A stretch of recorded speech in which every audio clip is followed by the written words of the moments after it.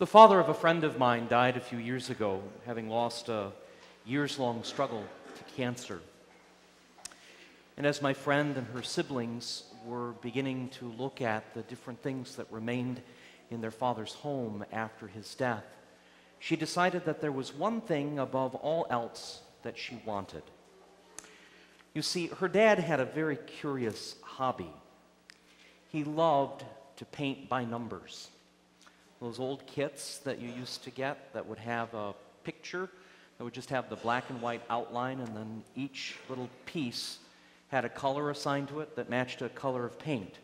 And you filled in each of the colors, and very carefully, very soon, the full and beautiful picture would appear.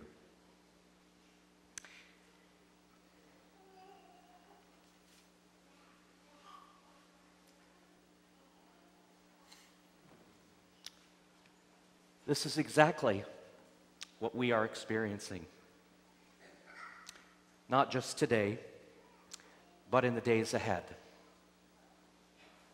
Little pictures come together, very patiently, but inexorably. And what seems at some points to be very disjointed comes together in a beautiful mosaic. It begins today on Palm Sunday. But today really is founded on our Lenten journey. And it moves forward from today on into Holy Week, and especially into the Triduum, the three holiest days of our Christian year. Holy Thursday in the upper room, Good Friday at the cross, and then the Vigil of Easter and Easter Sunday itself at the tomb. Each of those are little pieces that when fit together make for us a beautiful picture of exactly how much God loves us. I know that many people, especially with young kids, perhaps this week are looking forward to spring break. I want to encourage everyone, though, to look forward to these holiest days. And if at all possible, take the time to be here with us. Easter and the days that follow will make far greater sense if we see the fullness of the picture that is painted before us here as we gather over this coming week.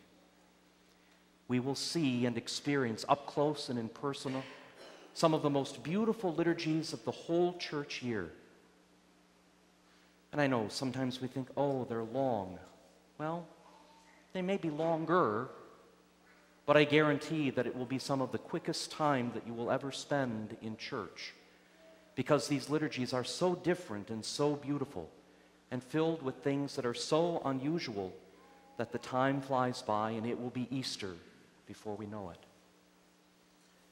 I invite all of you, I encourage all of you, I ask all of you to take the time this week. Join us Holy Thursday evening at 7. Good Friday at 1 o'clock for the stations, or at noon for the stations here in the church, at 1 for the audiovisual stations in the hall, at 7 again here for the Liturgy of the Lord's Passion, at 8 o'clock for the Easter Vigil, and then of course on Easter Sunday for 8:30 and 11 o'clock Masses.